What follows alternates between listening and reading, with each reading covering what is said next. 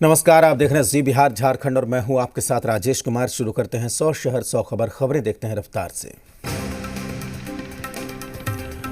शाहनवाज हुसैन विधान परिषद उम्मीदवार होंगे। बीजेपी ने शाहनवाज को उम्मीदवार बनाया। 28 जनवरी को विधान परिषद का चुनाव है। बिहार की 2 सीटों पर चुनाव होगा।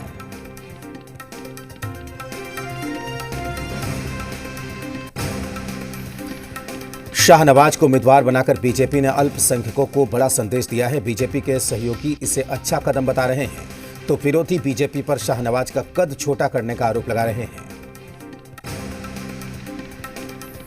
शाहनवाज हुसैन को एमएलसी बनाए जाने पर कांग्रेस का बीजेपी पर आरोप। पार्टी नेता आनंद माधव ने कहा कि निश्चित रूप से ये शाहनवाज हुसैन का डिमोशन है।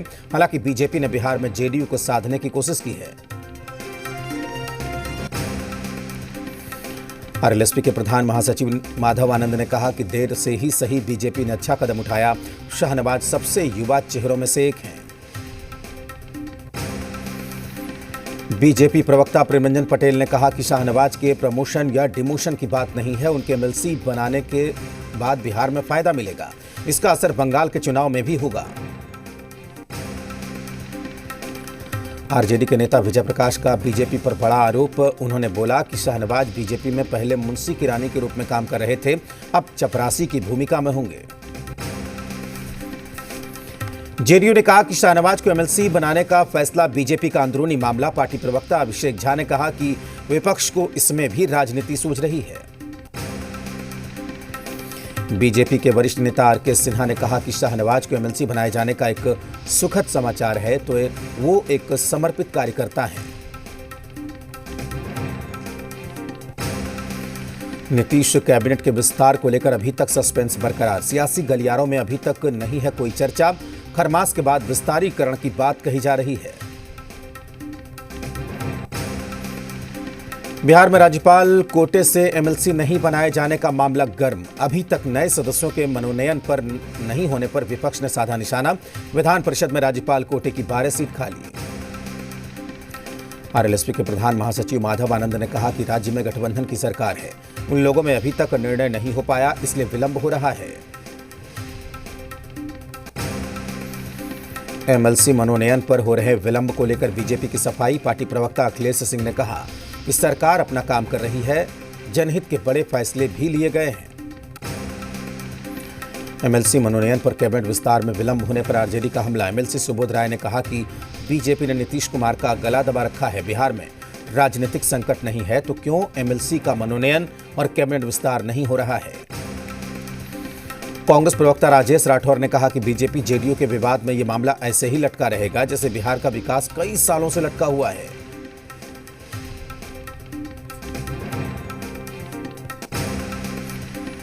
जेडीयू प्रवक्ता अरविंद निषाद ने कहा कि विपक्ष के पास इन दिनों कोई मुद्दा नहीं है। उनकी राजनीति सिर्फ मंत्रिमंडल विस्तार और एमएलसी मनोनयन तक ही टिकी हुई है।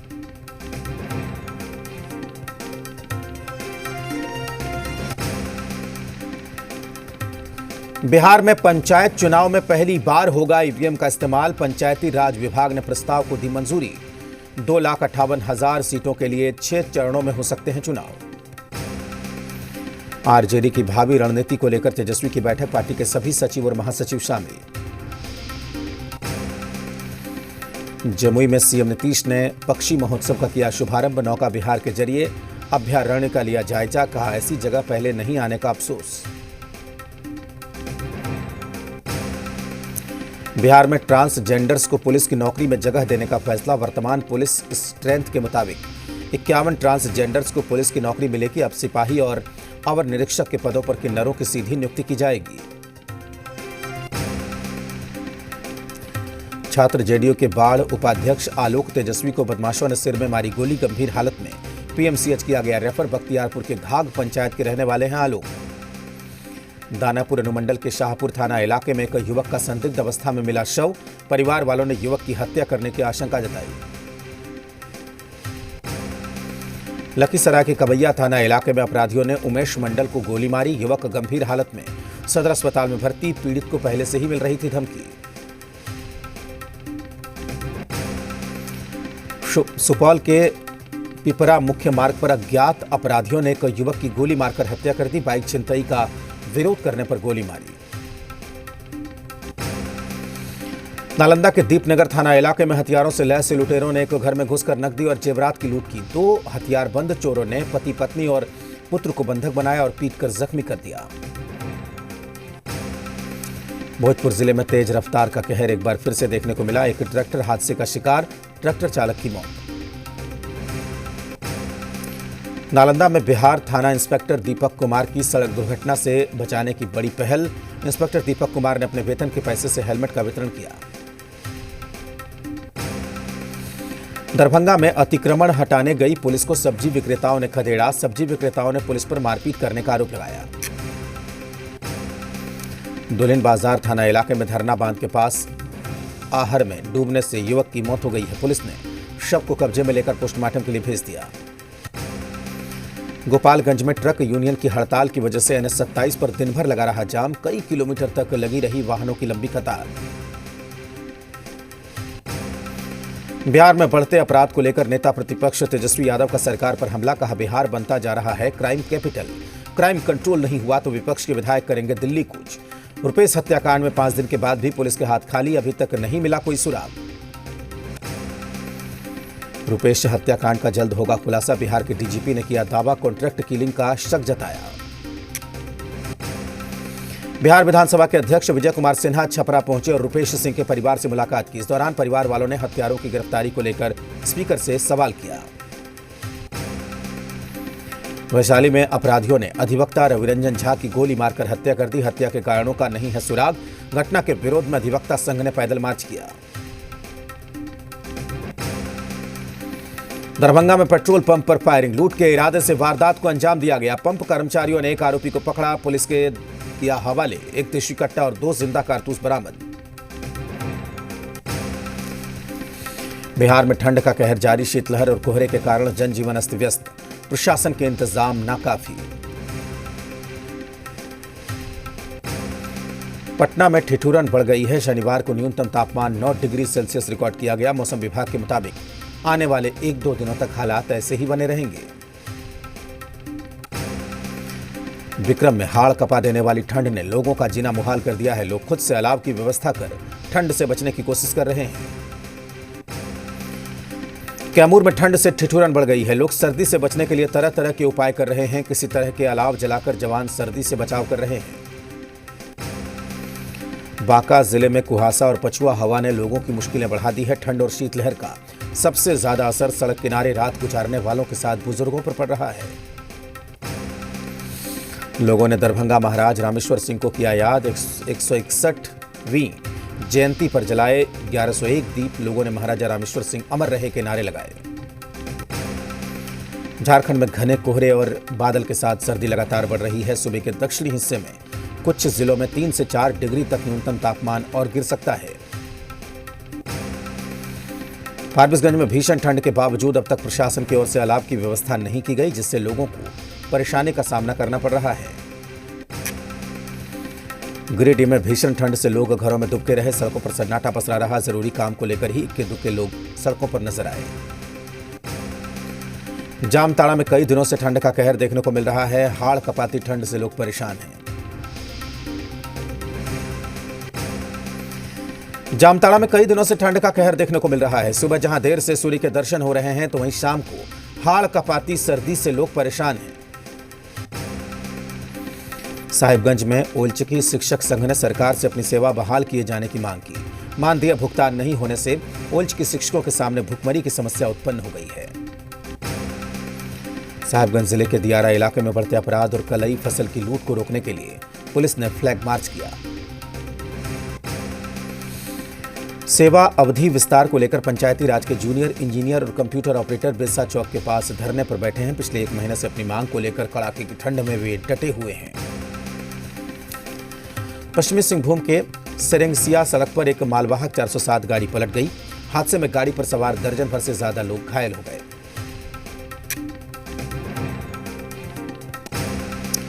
गढ़वा शहर थाना पुलिस ने सोनपुरवा बस स्टैंड के पास से 2 बाइक चोरों को गिरफ्तार किया। आरोपियों के पास से चोरी की एक बाइक बरामद की गई। पलामू के सांसद बीडी राम की पहल पर 500 करोड़ की लागत से कई जगहों पर नहर योजना का काम शुरू किया गया। इसके अलावा NH और गढ़वा बाईपास का काम भी जोर शोर से शुरू हो गया है। साहिबगंज जिले में कोरोना का वैक्सीनेशन काफी सफल रहा। साहिबगंज में पहले दिन 2 केंद्रों पर कुल 110 स्वास्थ्य कर्मियों को कोरोना का टीका दिया गया। अयोध्या में राम मंदिर निर्माण को लेकर पाकुड़ के शीतला मंदिर प्रांगण और महेशपुर प्रखंड के महेश्वरनाथ शिव मंदिर प्रांगण में कार्यक्रम का आयोजन किया गया। राम मंदिर निर्माण हेतु कोष संग्रह का शुभारंभ किया गया।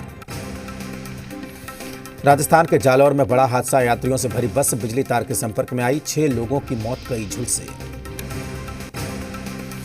कोडरमा के बागीटाण स्टेडियम में इंडोर स्टेडियम का निर्माण किया जाएगा। इसके लिए टेंडर की प्रक्रिया भी पूरी कर ली गई है। देश भर में कोरोना वैक्सीनेशन के पहले दिन में 1,91,181 लोगों को दिया गया वैक्सीन। पहले चरण के टीकाकरण अभियान में शामिल होंगे 3 करोड़ लोग। शनिवार को प्रधानमंत्री नरेंद्र मोदी ने की कोरोना वैक्सीन अभियान की शुरुआत। देश को किया संबोधित, कहा पूरी मानवता के लिए वैक्सीन है। 1 साल के संघर्ष को याद करते हुए भावुक हुए।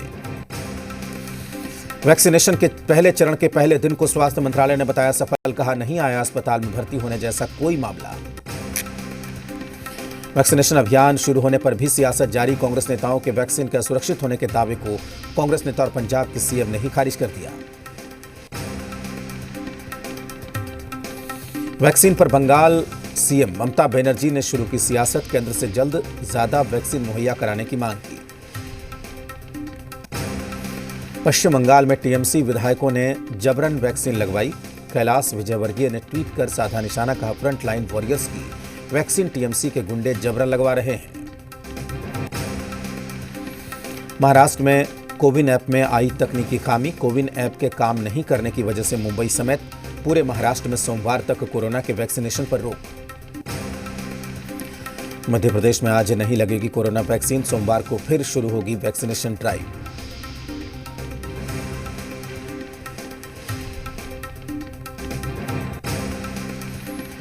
कोवैक्सीन बनाने वाली कंपनी भारत बायोटेक का बड़ा ऐलान। कोवैक्सीन से साइड इफेक्ट होने पर मुआवजा देगी कंपनी।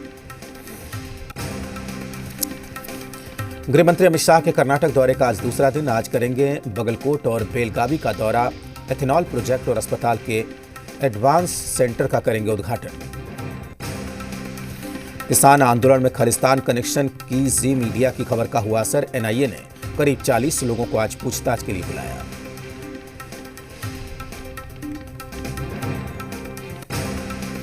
किसानों के आंदोलन का आज 53वां दिन। अपनी मांगों को लेकर दिल्ली बॉर्डर पर डटे हैं किसान।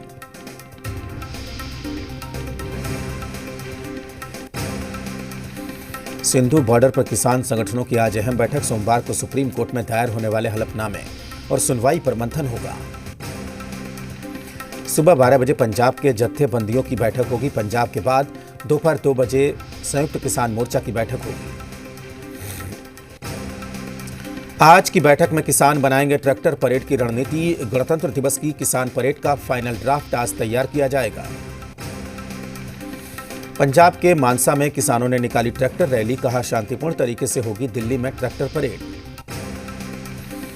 दिल्ली कूच करने से पहले पंजाब के मोगा में किसानों का ट्रैक्टर मार्च। 1000 से ज्यादा ट्रैक्टर के साथ मार्च निकाला गया। यूपी एमएलसी चुनाव के लिए बीजेपी ने जारी की एक और लिस्ट। 6 उम्मीदवारों का ऐलान। 4 प्रत्याशियों का ऐलान पहले ही कर चुकी है बीजेपी। योगी सरकार ने 26 नगर पंचायतों को आदर्श नगर पंचायत का तोहफा दिया। बढ़ते शहरीकरण को विकास की मुख्य धारा में लाने के लिए सरकार की कवायद।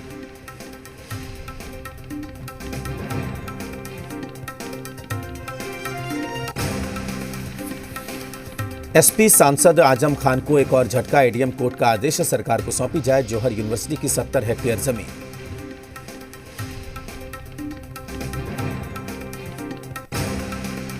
लखनऊ में आर्मी अस्पताल का शिलान्यास। 500 करोड़ की लागत से बनने वाला अस्पताल 4 साल में होगा तैयार। एमपी में अवैध शराब के खिलाफ चलाया जाएगा विशेष अभियान। पुलिस, जिला प्रशासन की टीम और आबकारी अमला एक साथ करेगा कार्रवाई। मुरैना में जहरीली शराब कांड मामले में जांच कमेटी आज सरकार को सौंपेगी रिपोर्ट। अपर मुख्य सचिव गृह के नेतृत्व में बनी है टीम। 1 फरवरी से शुरू होगी तत्काल एलपीजी सेवा। बुकिंग के बाद 45 मिनट में हो जाएगी गैस सिलेंडर की delivery.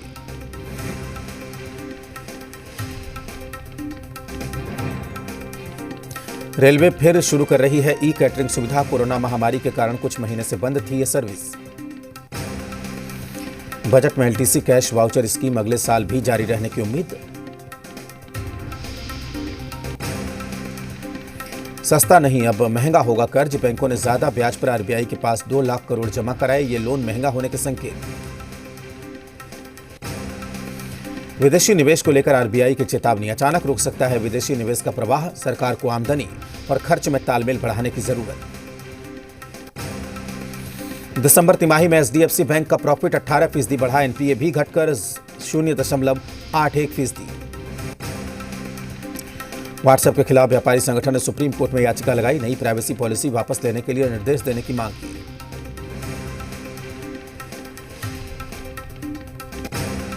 Grand slam tournament Australian open से 22 दिन पहले कोरोना के 3 मामले सामने आए। अजारेंका समेत 47 खिलाड़ी क्वारंटीन किए गए। ऑस्ट्रेलियाई गेंदबाज के नाम एक और रिकॉर्ड। लियोन ने सबसे ज्यादा 6 बार रोहित को शिकार किया। अपने 100वें टेस्ट में हासिल किया मुकाम। साउथ अफ्रीका क्रिकेट टीम 13 साल में पहली बार पाकिस्तान के दौरे पर। पिछले दौरे पर विकेटकीपर रहे मार्क बाउचर इस बार कोच बनकर पहुंचे हैं। ब्राजील में कोरोना संकट गहराया। ऑक्सीजन की सप्लाई नहीं होने से मरीजों की परेशानी बढ़ी।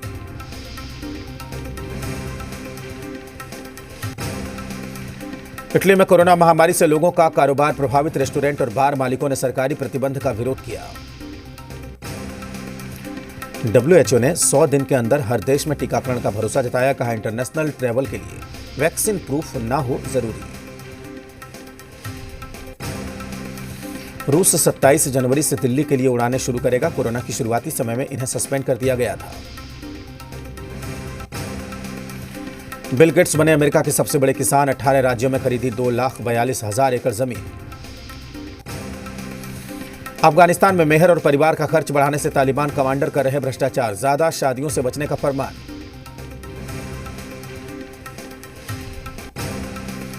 इंडोनेशिया में सेमरू ज्वालामुखी का विस्फोट। आकाश में करीब 5 किलोमीटर तक फैला धुआं और राख। सोशल मीडिया यूजर्स के साथ आए बीजेपी के नेता। सूचना और प्रसारण मंत्री प्रकाश जावड़ेकर से कहा, तांडव पर रोक लगाओ। बिग बॉस सेट के बाहर दर्दनाक हादसा। टैलेंट मैनेजर पिस्ता धाकड़ की सड़क हादसे में मौत। कंगना रनौत की फिल्म मणिकर्णिका रिटर्न्स के प्रोड्यूसर कमल जैन बोले, 1950 से पहले की कहानियों पर कॉपीराइट नहीं होता। दिवंगत एक्टर ऋषि कपूर की आखिरी फिल्म शर्मा जी नमकीन 4 सितंबर को होगी रिलीज।